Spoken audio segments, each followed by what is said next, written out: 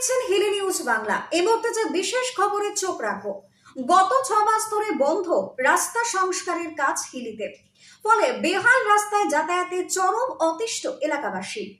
হিলিতে গত 6 মাস ধরে থমকে রয়েছে গুরুত্বপূর্ণ রাস্তা সংস্কারের কাজ, ফলে চরম ভোগান্তিতে পড়েছেন গোটা এলাকাবাসী।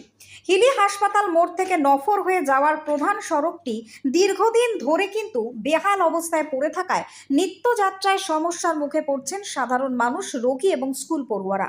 জানা গিয়েছে, জমি জটিলতার কারণে প্রধানমন্ত্রী গ্রাম সড়ক যোজনার অন্তর্গত এই রাস্তা নির্মাণ এবং সংস্কারের কাজ মাঝপথে বন্ধ হয়ে যায়। আজ সমস্যা দ্রুত সমাধানের দাবিতে পাঞ্জুর গ্রাম পঞ্চায়েত প্রধানের দ্বারস্থ হন এলাকার বাসিন্দারা। তারা অবিলম্বে কাজ পুনরায় শুরু করার দাবি জানান। এ বিষয়ে 2 নম্বর পাঞ্জুর গ্রাম পঞ্চায়েতের প্রধান সঞ্জয় রায় জানান, বিষয়টি সংশ্লিষ্ট উদ্বোধনকারী এবং ঊর্ধ্বতন কর্তৃপক্ষকে জানানো হবে এবং জমি সংক্রান্ত জটিলতা মিটিয়ে দ্রুত রাস্তা সংস্কারের উদ্যোগ নেওয়ার চেষ্টা করা হবে।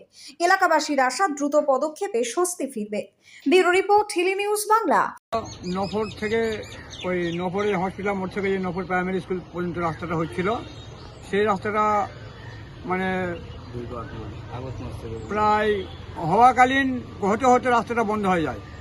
বন্ধ যাওয়ার কারণ হচ্ছে ওখানে দুজন বাদী, গৌরাঙ্গ সরকার আর বিমান সরকার, এই দুজনের বাড়িতে সরকারি রাস্তায় ওরা ঘর করে, বাড়ি ঘর করে রাস্তাটা বন্ধ করে দেয়। এবার রাস্তাটা হচ্ছে বড় হওয়ার জন্যে ওরা বড় করতে দিবে না, যাওয়ার জন্যে মানে রাস্তাটা বন্ধ হয়ে আসে।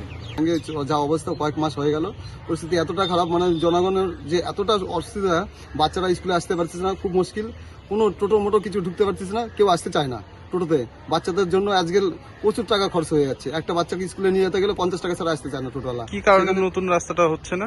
এই যে দুটো লোকের জন্য, বিমান সরকার আর গৌরাঙ্গ সরকারের জন্য। এরা রাস্তা পঞ্চায়েতের রাস্তা ছিল আগে, এখন তো সরকার রাস্তা হচ্ছে। এই যে সরকার রাস্তার জন্য ওরা আবদার করেছে যে ওই রাস্তা আমি আর দিব না, ওই রাস্তার উপরে হবে না, এখন সরকারের জায়গা ভেঙে বের করতে বলেছে।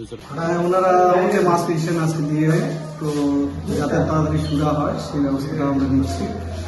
আমরা এই নিয়ে এসডিএম কোর্টে একটা মামলা করবো কালকে সকালে, তারপরে যাতে রাস্তাটা ক্লিয়ার হয় সে আশা রাখবো এসডিএম সাহেব।